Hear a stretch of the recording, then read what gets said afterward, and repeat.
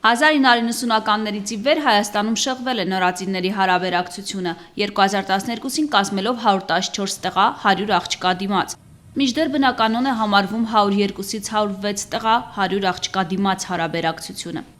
Այս տխուր վիճակագրության արդյունքում Հայաստանը հայտնվել է աշխարհում արական սեռի նորածինների գերակշռության ամենաբարձր մակարդակներից մեկում, իրենից առաջ թողնելով միայն Չինաստանին ու Ադրբեջանին։ Հայաստանում 92 թվականից սկսած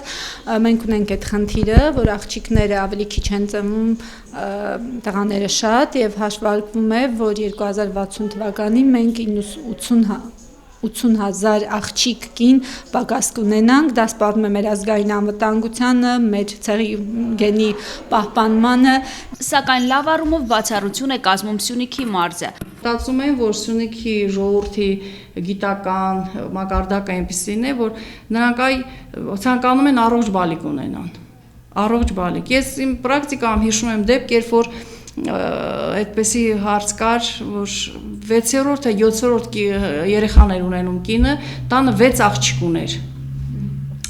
Ես հարցրեցի, ասեցի, գիտեք ինչ եք ունենում, ասեց ոչ, բժշկու ինչ ուզում լինի, մենակ թե առողջ բալիկ լինի։ Սյունիքում մեր վիճակը ավելի լավ է, քանի որ Սյունիքը մարզերի գնահատման արդյունքով ամենավերջին տեղում է տղաների աղջիկների հարաբերակցության, այսինքն մեր մոտ բնական համամասնությունը պահպանվել է։ Կարծում եմ մեր մոտ մի քիչ այդ ավանդական բաները չկան, ինչ որ կա Գեղարքունիքում, օրինակ, եթե այնտեղ շատ ավելի բարձր է տոկոսը, բայց ընդհանուր, եթե ասենք չկա այդպես էլ չի, քանի որ խնդիրը իսկապես կա եւ նաեւ կա Սյունիքի մարզում։ Ասվածի վկայությունը 7-րդ երեխային սպասող Աննան է փաստում։ 4 աղջիկ 2 տղա ունեցող երիտասարդ մայրիկը միայն առողջ բալիկ է ուզում։ Տարբերություն չկա, ջիգա, ուզում աղջիկ լինի, ուզում տղա լինի, երեխա մնում է երեխա։ Աստծո հաջողությունով ինչ կլինի։ Կապանում կարծես հաղթահարված է նաեւ այն կարծրատիպը, թե հայ տղամարդիկ առաջնեկը տղա են ուզում։ Ունեմ զավակ արդեն դուստրա, ինքը աղջկա ու ինձ համար շատ ուրախալի է։ Թեկուզ տղա լինել էլի նույն ուրախությունը կլինի, միայն թե առողջ լինի։ Ինչպես հավաստիացնում են մասնագետները, սյունեցիները նախապատվությունը տալիս են տարասեր երեխաներ ունենալուն։ Իհարկե այն ընտանիքները, որ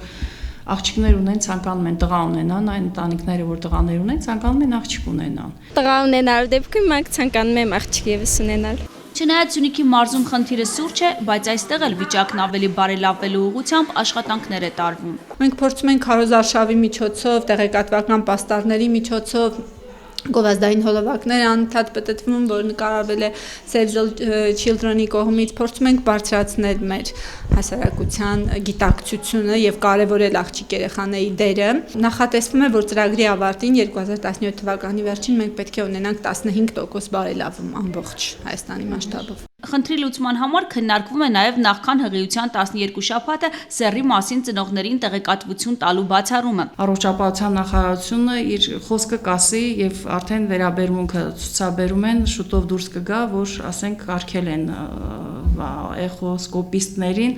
սեռը ասել։ Բայց ինձ թվում է դա իր հետևից կտանի նեգատիվիզմ, նեգատիվ բաներ։ Ժողովրդագրական նման խնդրի լուծման համար պետք է որ Սյունիքի օրինակը վարակիչ լինի Հայաստանի մնացած մարզերի համար, հիշելով, որ այդքան ցանկալի տղային լույս աշխարհ է բերում աղջիկը։ Գայանե Բալայան, Մհեր Էլիազյան, Սյունիք Օնլայն։